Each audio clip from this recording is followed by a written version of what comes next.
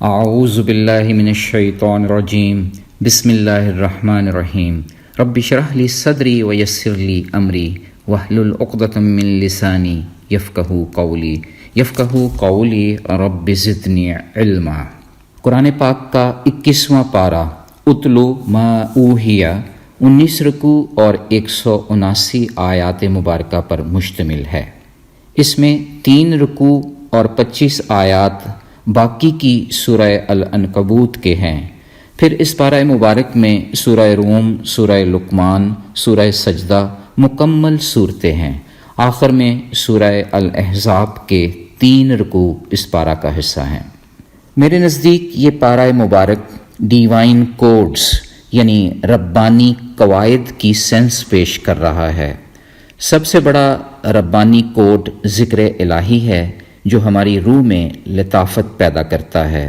دوسرا ربانی کوڈ علم و تدبر ہے، غور و فکر کی صلاحیت ہے جو ہمیں بھٹکنے سے بچاتی ہے۔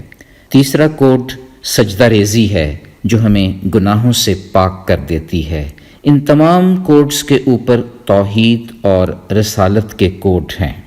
سنت ربانی اور سنت نبوی میں ہی ساری کی ساری شکر گزاریاں اور ہر قسم کا صبر و تحمل پوشیدہ ہے۔ پارے کے پہلے رکوع میں نماز کے بے حیائی اور برے کاموں سے روکنے کا ذکر ہے۔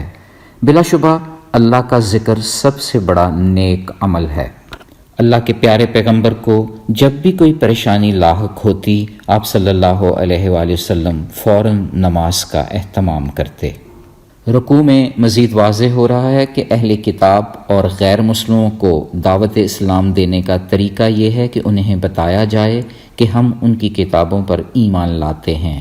یوں واضح ہو گیا کہ قرآن کریم کا نزول در حقیقت آپ صلی اللہ علیہ وآلہ وسلم کی نبوت پر سچائی کی اعلیٰ ترین دلیل ہے۔ اس کتاب میں نصیحت اور رحمت کا خزانہ چھپا ہوا ہے، ایسے افراد کے لیے جو ایمان رکھتے ہیں، علم و تدبر سے کام لیتے ہیں، کلام اللہ کے سارے قواعد و ضوابط جن کے سینوں میں محفوظ ہیں۔ دوسرے رکوع میں ایک بہت بڑی آفاقی سچائی پیش کی جا رہی ہے کہ ہر شخص کو موت کا ذائقہ چکھنا ہے۔ یہ ایک ایسی سچائی ہے جس کا انکار کوئی مذہب بھی نہیں کر سکتا، حتیٰ کہ خود خدا کا انکاری بھی۔ مزید واضح ہو گیا کہ رزق کی فراخی اور تنگی اللہ تعالیٰ کے اختیار میں ہے۔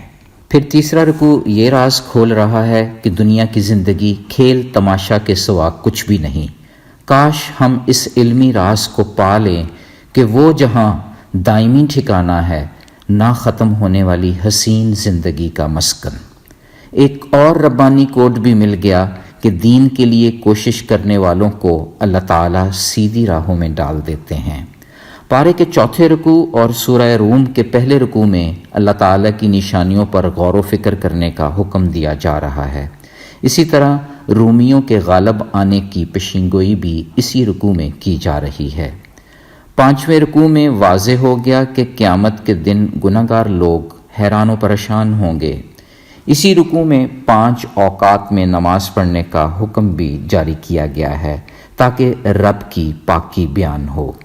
6 رکوع میں انسان کے دوبارہ زندہ کیے جانے پر دلائل موجود ہیں، غور و فکر کرنے والوں کے لیے نشانیاں ہیں، جیسا کہ انسان کے لیے محبت اجاگر کرنا، زمین و آسمان کا پیدا کیا جانا، زبانیں اور رنگ و نسل مختلف بنانا، دن اور رات کی نیند۔ زمین و آسمان اسی کے حکم سے بغیر ستونوں کے کھڑے ہیں۔ یہ سب اللہ تعالیٰ کے وحدہ لا شریک ہونے کے دلائل ہیں۔ 7ویں رکوع میں مشرکین کو سمجھانے کے لیے یہ مثال دی جا رہی ہے کہ تمہارے غلام تمہارے جیسے ہی انسان ہوتے ہیں، مگر تم پسند نہیں کرو گے کہ تمہاری روزی میں وہ شریک بن جائیں۔ پھر یہ کیسے پسند کرتے ہو کہ اللہ کی مخلوق کو اس کے ساتھ شریک ٹھہراؤ۔ پھر اسی رکوع میں دین کے معاملہ میں گروہ بندی پر سخت وعید ہے۔ ہمیں ان لوگوں میں نہیں ہونا جو فرقہ بندی کرتے ہیں۔ واضح ہو گیا کہ اللہ جسے چاہتا ہے کشادہ روزی دیتا ہے، پھر جو اسی کی راہ میں خرچ کرتا ہے اس کے مال میں اضافہ کرتا ہے۔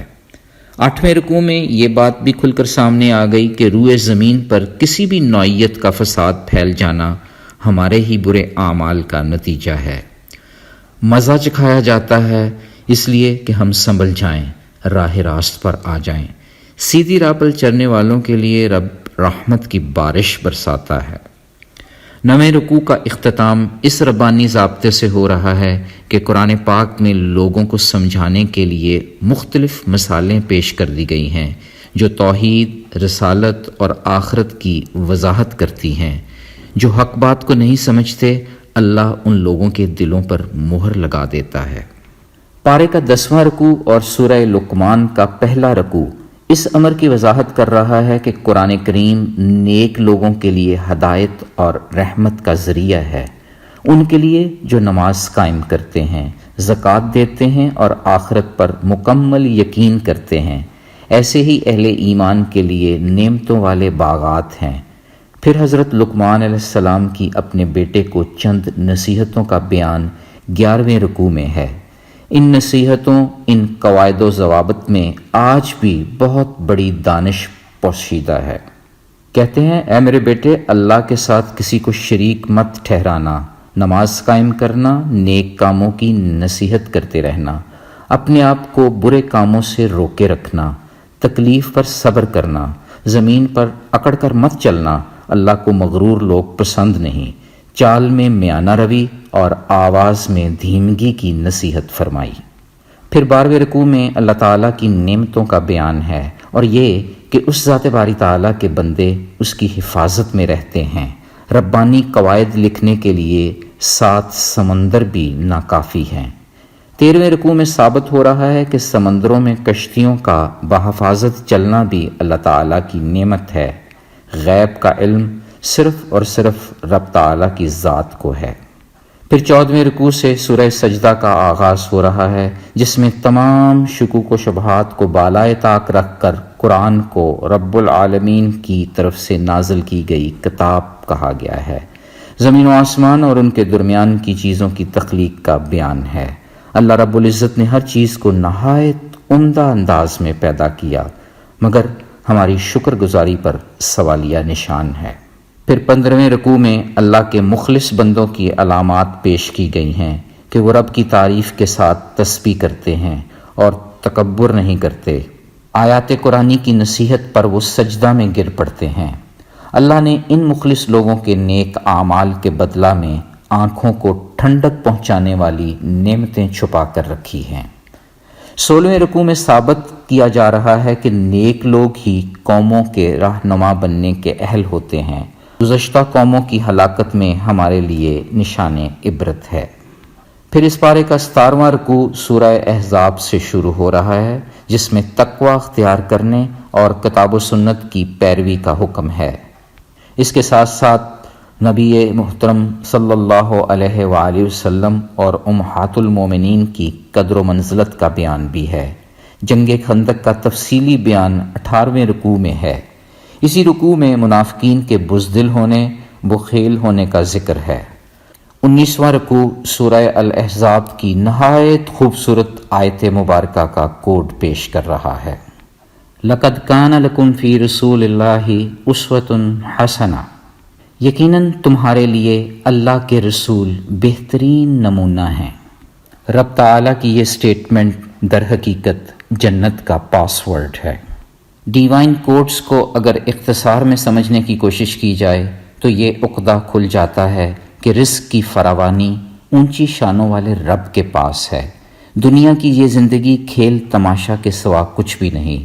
جب اسی باری تعالیٰ نے سب کچھ دیا ہے، اسی کی طرف لوٹ کر جانا ہے، تو پھر ناشکری کاہے کی، جھگڑا کس بات کا؟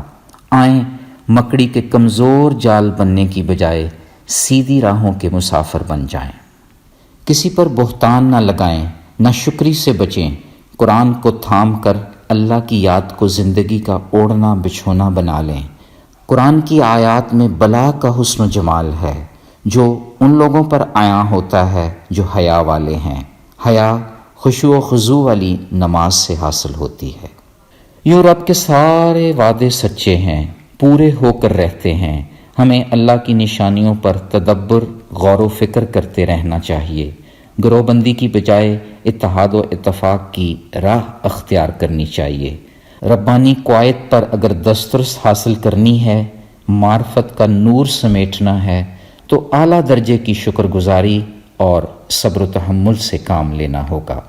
کسی بھی قسم کا خوف ہو تو رب کے حضور سر بسجود ہو جائیں، راحت نصیب ہوگی۔ اگر کوئی امید بر آئے، خوشی ملنے کا امکان ہو، شکر گزاری میں پھر سے سجدہ ریز ہو جائیں، راحتوں میں اضافہ ہوگا۔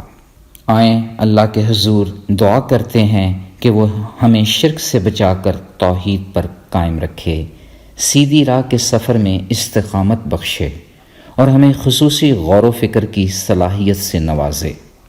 یا اللہ پاک ہمیں نیک کاموں کی نصیحت کرنے والا بنا دے اور برے کاموں سے بچا کر رکھنا۔ اے کریم مولا، ہم تیرے شکر گزار بندے بن جائیں، تیری ہی تسبیح بیان کریں اور ہمیشہ تیرے ہی حضور سجدہ ریز ہوں۔ یا اللہ ہمیں توفیق عطا فرما دے کہ ہم رسول اللہ صلی اللہ علیہ وآلہ وسلم کے نمونہ کے مطابق اپنی زندگیاں گزاریں۔ آمین یا رب العالمین۔ سبحان ربک رب العزت عما یصفون وسلام علی المرسلین والحمد للہ رب العالمین۔ فی امان اللہ۔ اللہ حافظ۔